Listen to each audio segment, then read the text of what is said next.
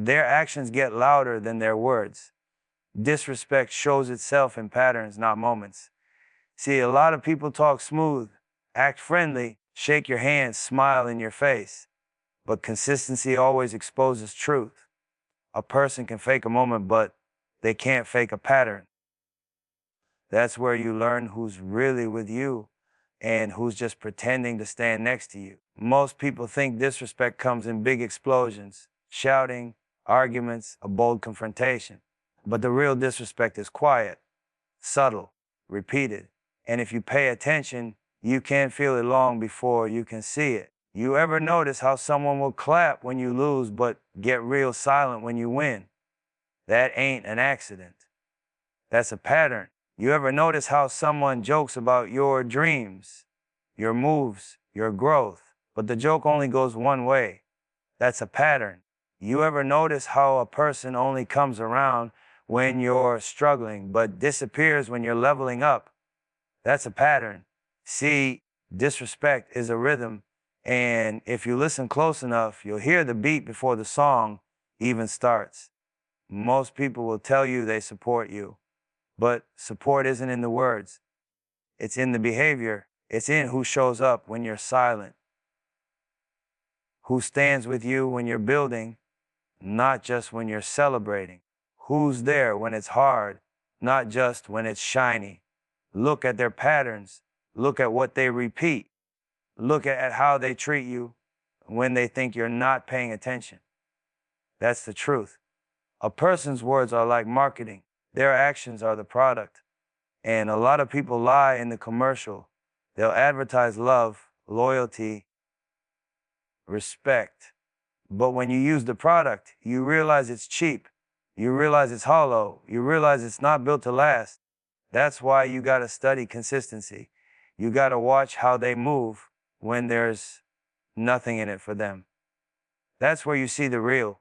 And here's the thing, disrespect rarely starts with something big. It starts with the small lapses, cutting you off mid-sentence, questioning every move you make, never apologizing when they're wrong, never cheering when you're right. It starts with the shade in their compliments, the doubt in their encouragement, the envy in their silence. Step by step, moment by moment, they show you the blueprint of how they really feel. Patterns tell the truth long before the person does. Someone who keeps making excuses for why they couldn't be there, couldn't show up, couldn't support you. That's not coincidence. That's priority. And you're not one of them. Someone who always remembers your mistakes, but never your improvements. That's not forgetfulness. That's intention. Someone who always has time to criticize, but never time to contribute. That's not personality. That's disrespect. But they hide it behind smiles. Behind, I'm just being honest. Behind, I'm just joking. Behind, I didn't mean it like that. But consistency never lies. You can mask your words, but you can't mask your habits. Patterns don't slip. Patterns expose. And when someone's pattern is built on belittling you, ignoring you, doubting you, or draining you, you don't need an explanation. You already got the evidence. The dangerous part is we try to justify the pattern because we love the person. We make excuses because we want to believe the bond is real. We let things slide because we're loyal. But loyalty doesn't mean blindness. Loyalty means loving somebody enough to see the truth, not rewrite it. You can't change a person's pattern. You can only choose whether you stay connected to it. When disrespect becomes a cycle, it becomes your environment, and your environment shapes your elevation. You can't rise around people who are comfortable keeping you down. You can't grow around people who resent your growth. You can't move forward around people who benefit from you standing still. Pay attention to patterns. Pay attention to the little slips, the hidden shade, the backhanded compliments, the sudden distance, the inconsistent energy. Because people never hide how they feel forever. They just hide it long enough to benefit from you. Eventually the truth leaks out. Eventually the pattern repeats. Eventually the mask cracks. And when it does, Don't be surprised. Don't be confused. Don't be broken. Just be aware. Be smarter. Be stronger. Once you see the pattern, your job isn't to fix it. It's to free yourself from it. They celebrate your setbacks instead of your progress. And that tells you everything you need to know about who's really standing beside you. See, real ones don't get happy when you stumble. They don't smile when life hits you hard. They don't get quiet when you win and loud when you lose. But the people who got hidden hate in their heart, they reveal themselves in those moments you think nobody's watching. They show their true colors when you're vulnerable, not when you're shining. A person who claps for your pain was already waiting for it. They don't just wake up with that energy.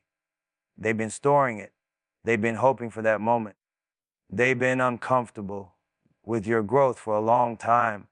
They just needed the right opportunity to let it out. Setbacks give them permission to express what they've been holding inside. They act concerned, but you can hear the excitement leaking through their voice. They act supportive, but you can feel the relief in their energy.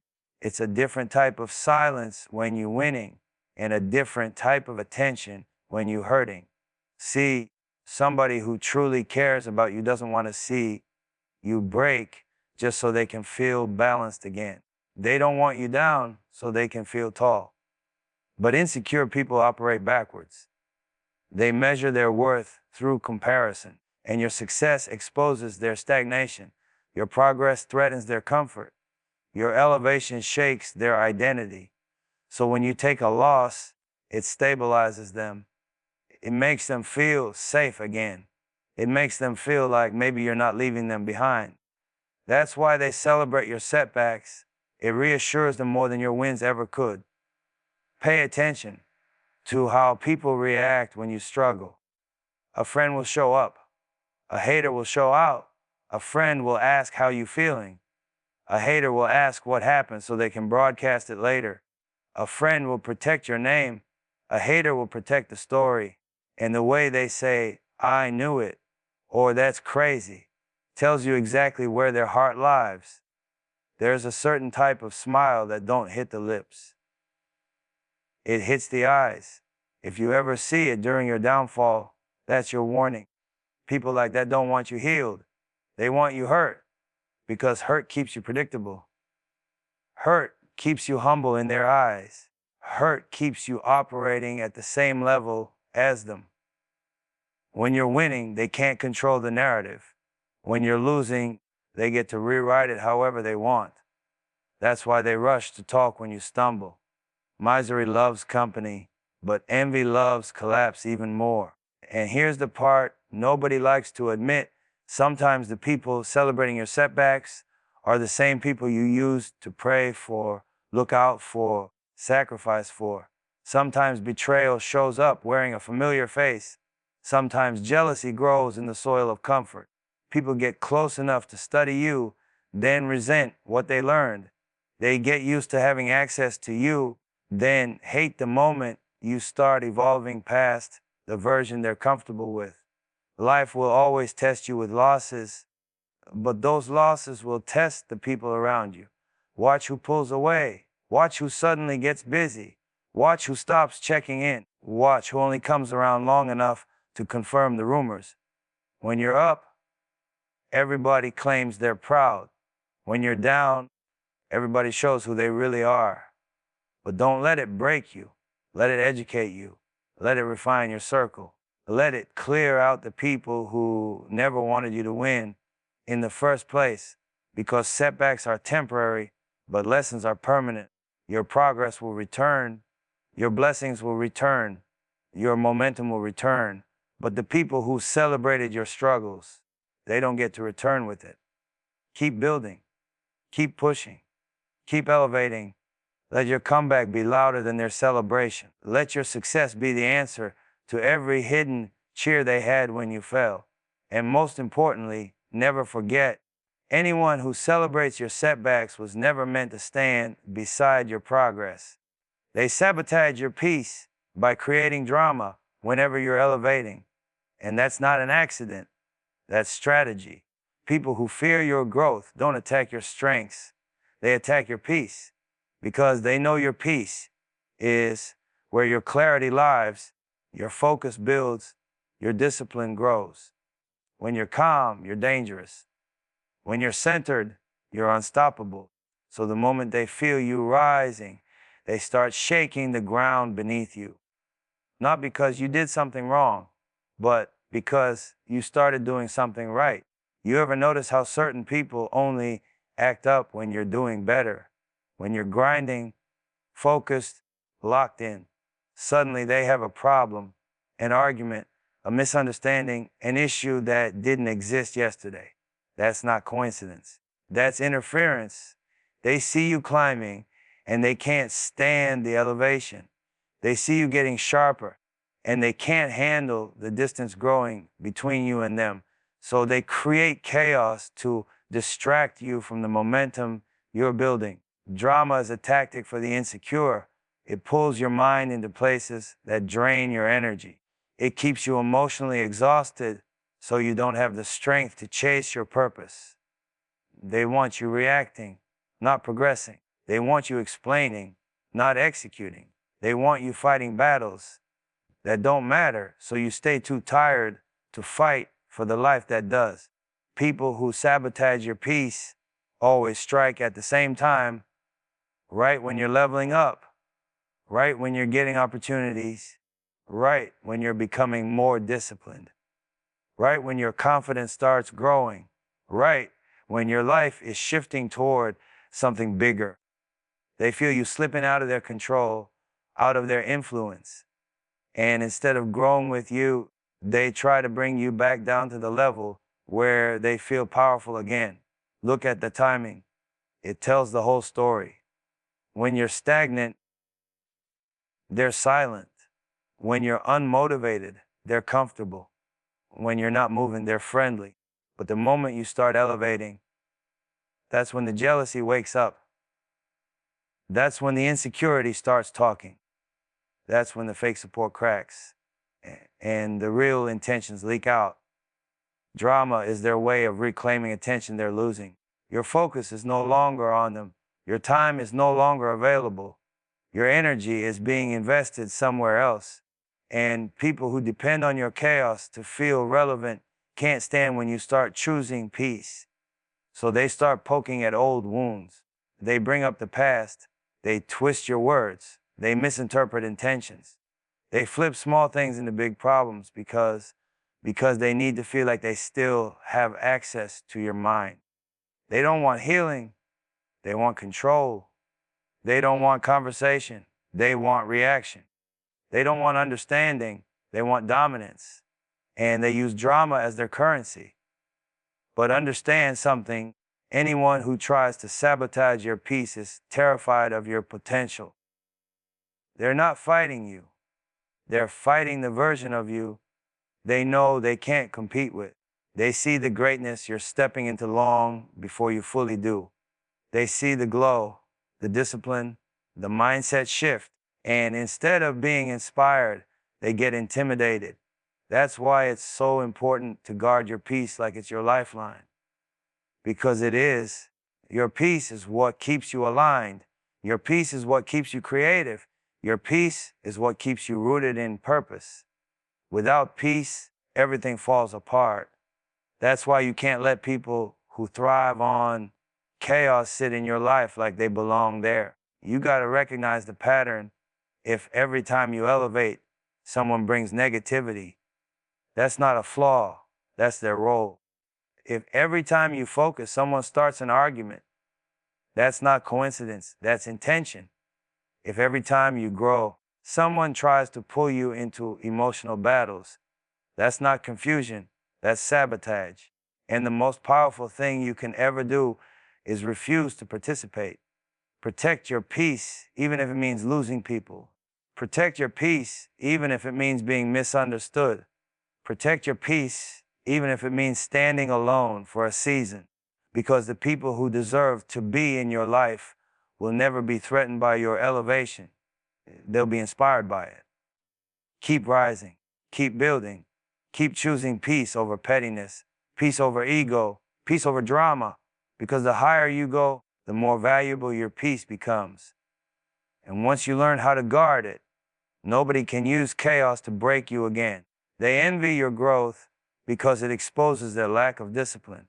That's the truth most people don't want to face.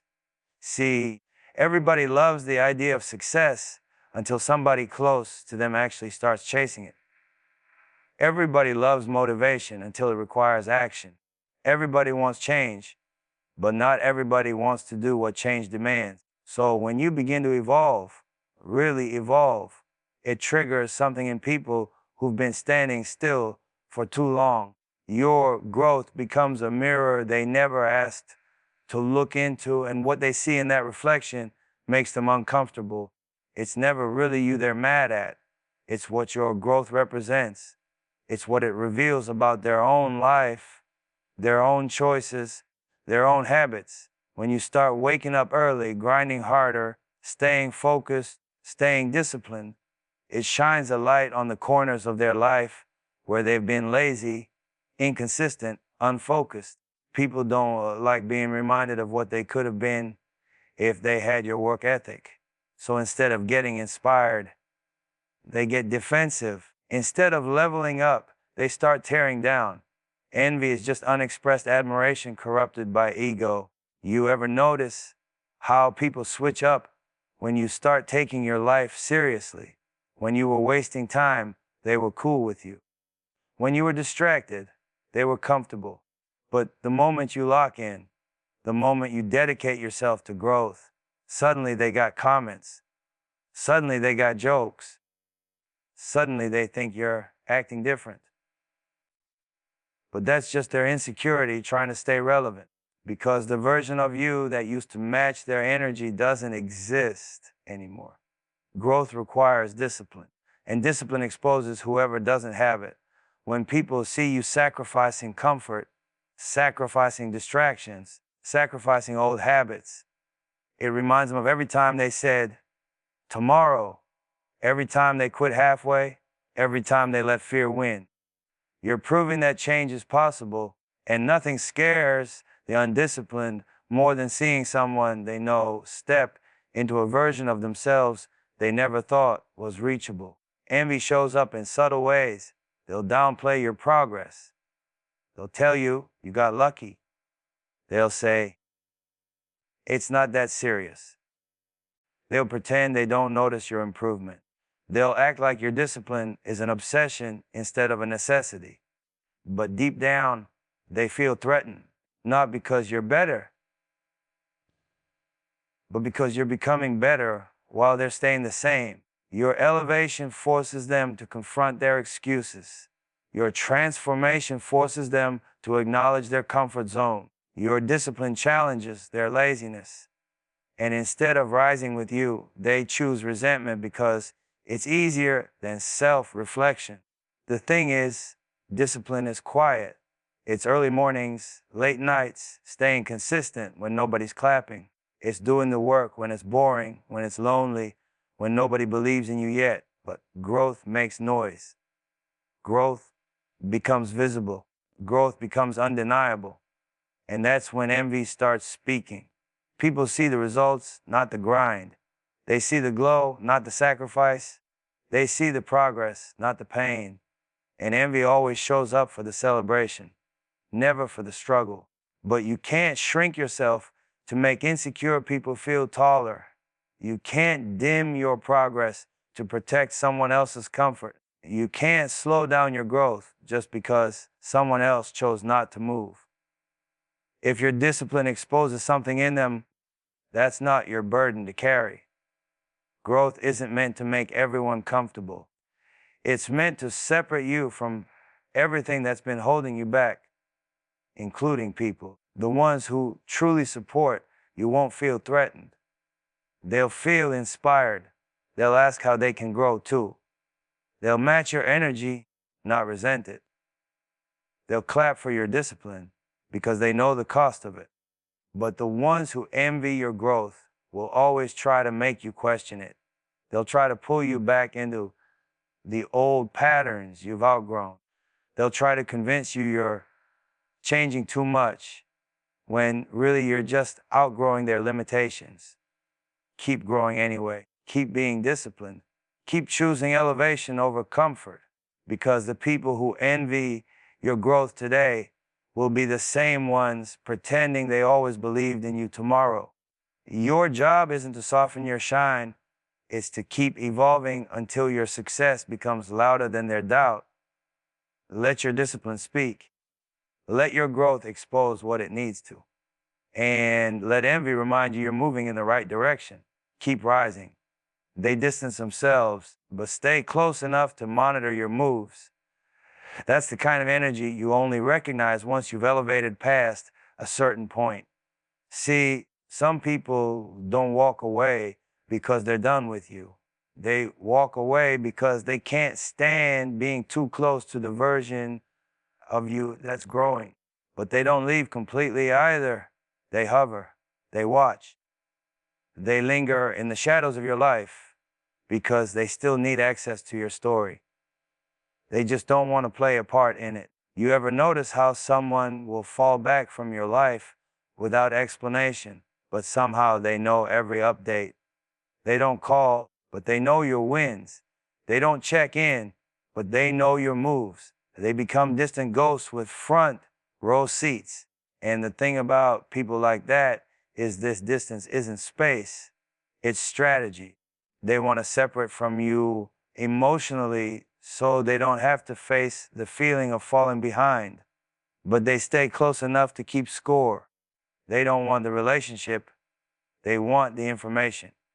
These are the people who can't celebrate your growth, but can't ignore it either. They don't want to support your progress, but they can't look away from it. Deep down, they're hoping you'll slow down, stumble, or circle back to the version of yourself that made them feel comfortable. But life doesn't work like that. Growth demands separation, and sometimes the separation exposes whose energy was never aligned with you in the first place. Look at how they move. They won't congratulate you, but they'll watch every move you make. They won't reach out with love, but they'll listen to every rumor. They won't stand beside you, but they'll stand close enough to keep up. They don't want to reconnect. They want to observe. They want to measure how far you've come without them. They want to know if their absence affected you or if your elevation continued anyway. And here's the thing most people don't understand. Distance can be peaceful, but this kind of distance isn't. This distance is fueled by insecurity. It's powered by comparison. It's motivated by fear. Fear that you're becoming someone they no longer have access to influence or slow down. People like that don't want you to fall, but they don't want you to fly past them either. They live in that in-between space, pretending they're unbothered while checking up on you like it's their responsibility. Their pride won't let them admit they care, but their insecurity won't let them fully walk away. So they stay halfway, not close enough to support you, not far enough to forget you. And the crazy part, they'll act like you're the one who changed. They'll say you switched up, got different, became distant. But really, your growth made them uncomfortable. Your elevation exposed their stagnation. Your discipline highlighted their excuses. They didn't distance themselves because you became someone worse. They distanced themselves because you became someone better. People like this will never applaud your progress because your progress is the evidence of their lack of effort. But they won't disappear because your progress is also their silent motivation, their unspoken curiosity, their hidden obsession. They don't want to uplift you, but they want to be around just enough to say, yeah, I knew them before all this. They want proximity without participation. So what do? You don't chase them. You don't question their distance. You don't shrink your growth to make them comfortable. Instead, you accept the truth. Some people were not meant to walk with you, only watch you. You continue elevating, even if they watch from afar.